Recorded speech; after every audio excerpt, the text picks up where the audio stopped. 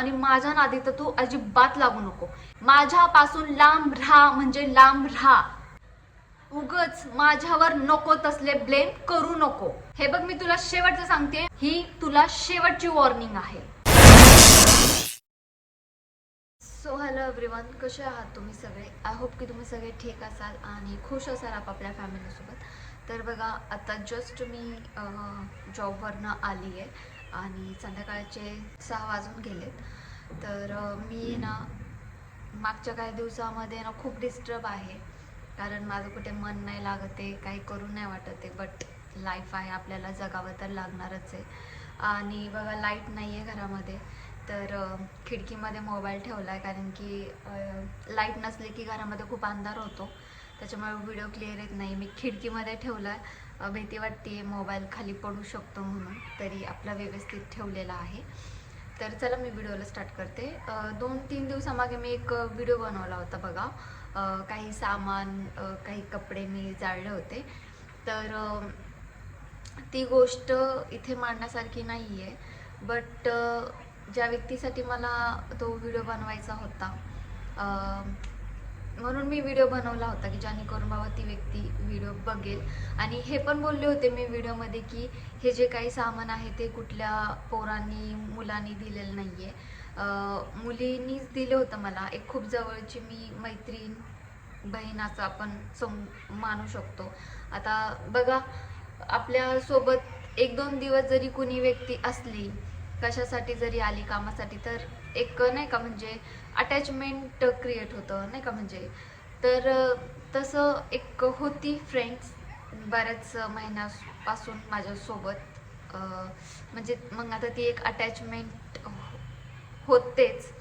तर तशा टाईपची एक अटॅचमेंट होती, फ्रेंड म्हणून, बेस्ट फ्रेंड आपण असं म्हणू शकतो. बघा, आपण आता फ्रेंड्समध्ये असल्यानंतर आपण काही एक आवडती वस्तू देतो, किंवा ती व्यक्ती आपल्याला काहीतरी आवडली वस्तू, तर ती व्यक्ती वस्तू देते, तर आपण स्वखुशीने घेतो, कारण की एक तसा बॉन्डिंग झालेला असतो आपल्यामध्ये फ्रेंडशिपमध्ये. तर आपण वस्तू घेणं देणं ह्या त्या गोष्टी होत असतात. तर तसं मला काही गरज नाही आहे कोणाचीही वस्तू घेण्याची, कपड्यांची वगैरे.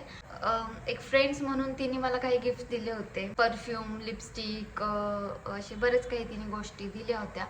तर साहजिक आहे, आपण आता म्हणजे त्या फ्रेंडशिपमध्ये आहोत, तर यूज करणार आता दिली म्हणून. तर तुम्ही लोक म्हणतात आता यूज केली तर आता फेकून देते, जाळून देते, यूज करून तर झालंय. हां, जोपर्यंत आता म्हणजे चांगलं होतं, आपल्याला गरज होती त्यावेळेस आपण यूज केल्या. आणि मग नंतर न असे मिसअंडरस्टँडिंग क्रिएट झाल्या. मग ते सारखं सारखं माझ्या डोक्यामध्ये, आणि मी सारखं सारखं हे बोलत फिरू नाही शकत त्या व्यक्तीमागे की बाबा नाही, मी चुकीची नाही आहे, मी असं नाही केलं, मी तसं नाही केलं, माझं इंटेन्शन हे नव्हतं, मला असं नव्हतं करायचं, मला हे नव्हतं.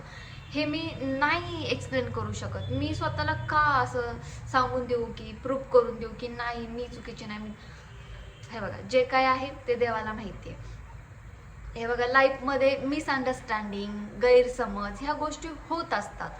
तर हे एकमेकांना समोरासमोर बोलून त्या गोष्टी, ज्या काही गैरसमज झाले आहेत ते सॉल्व करावं असं मला वाटतं, ना की ब्लेम करून जावं की बाबा तुझ्याकडनं ही चूक झाली, तू असं केलं, तू तसं केलं. काही माहीत नसताना ब्लेम करून जातात की तू असं केलं, तू तसं केलं, तुने असं नव्हतं करायला पाहिजे, तू असं क्रिएट नव्हतं करायला पाहिजे, तू असं ते.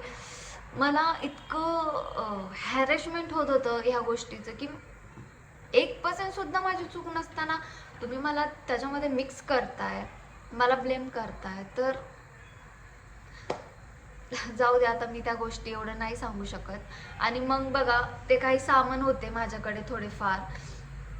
तर आता जॉबला जाताना गडबडमध्ये माझे ते नजरेसमोर येत होते, सारखे सारखे सारखे सारखे. एक काही घ्यायला गेले की ते दिसायचं, काही असं टचअप वगैरे करायला गेले की त्यामध्ये ते दिसायचं, कुठं काय हात घालायला ते. मग मला आहे ना ती म्हणजे काही दिवसात खूप म्हणजे त्याने का हॅरेसमेंट होती मला, आणि अजून पण होत आहे. तर मी म्हणलं नको, हे एकदाच हे सगळं मिटून टाकूया. म्हणून मी बघा सगळं ते सामान घेतलं होतं. त्याच्यामध्ये असं नाही की मी सगळंच यूज केलं होतं. ते देऊन किती 1-2 महिना पण झाला नसेल त्या वस्तू देऊन. तर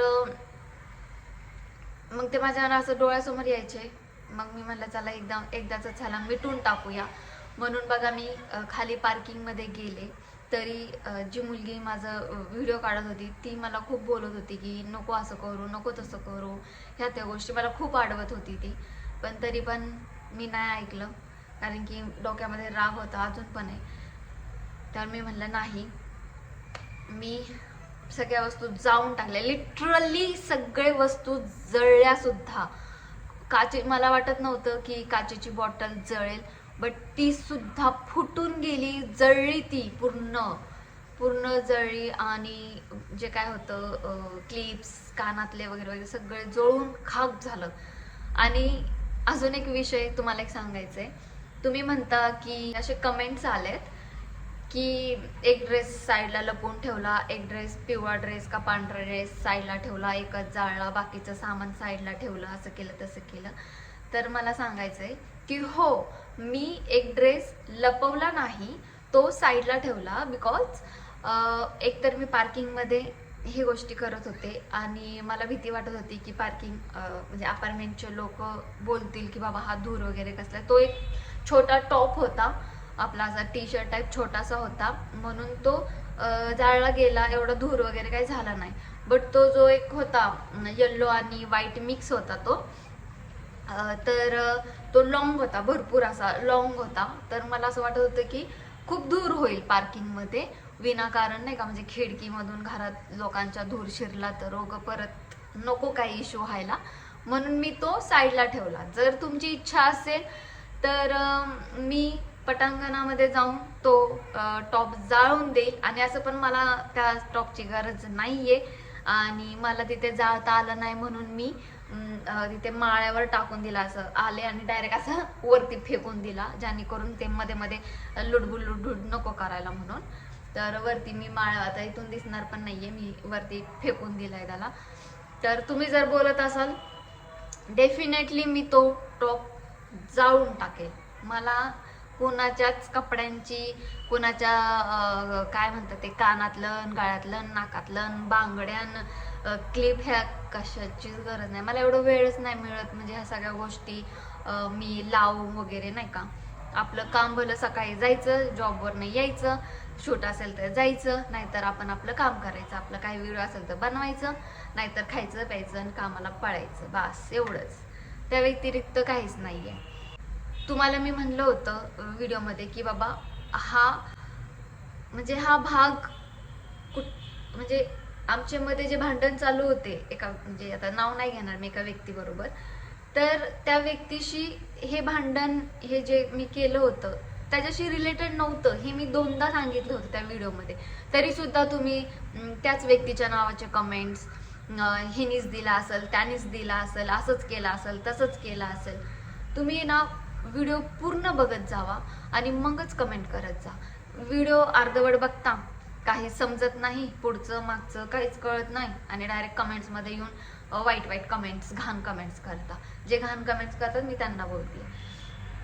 तर मला त्यांना एवढं सांगायचं की तुम्ही व्हिडिओ पूर्ण बघा, मी काय बोलते ती ऐका आणि मग कमेंट करा. मी बोलले की बाबा हे कुठल्या जेंट्सनी नाही, कुठल्या पोरांनी नाही, मला एका मुलींनी दिलं होतं, फ्रेंडनी दिलं होतं, तरी नाही, आपलं त्यानेच दिलं असेल, त्यानेच दिलं असेल, अमकच झालं आणि तमकच झालं. यार अवघड आहे तुमचं.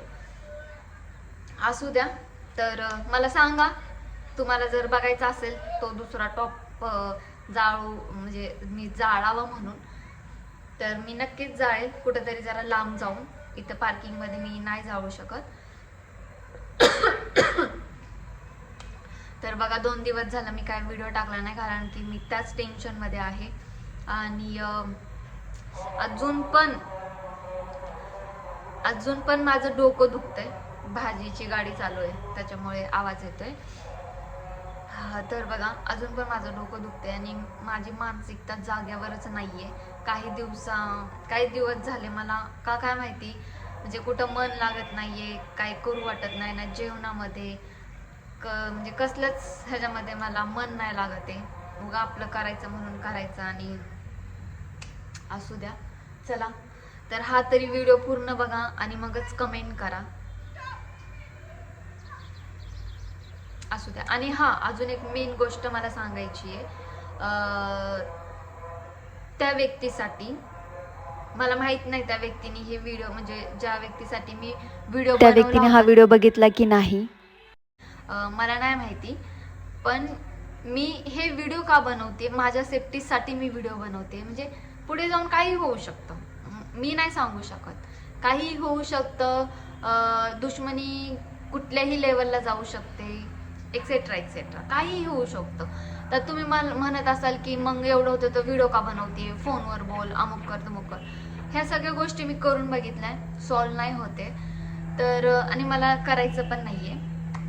बट मी माझ्या सेफ्टीसाठी हे व्हिडिओ बनवून मी पोस्ट करते, जेणेकरून काही झालं तरी प्रूफ माझ्याकडे आहे, पब्लिकली प्रूफ आहेत माझ्याकडे. सो अजून काही गोष्टी आहेत, मी नक्कीच पुढे सांगेल प्रूफसाठी आणि माझ्या सेफ्टीसाठी. तर मला असं वाटतंय की माझ्या सेफ्टीसाठी व्हिडिओज काढणं आणि पोस्ट करणं हे खूप गरजेचं आहे, कारण कुणी कुणाचं नसतं. मला स्वतःलाच माझी बाजू, माझा स्टँड मला स्वतःलाच घ्यावा लागणार आहे. त्याच्यामुळे मी व्हिडिओ बनवते आणि पोस्ट करते माझ्या सेफ्टीसाठी. सो चला, बोलण्यासारखं खूप काही आहे, व्हिडिओ खूप मोठा होतोय. तर चला आता मी काहीतरी खाते, आत्ताच आले मी जॉबवरनं. So bye bye.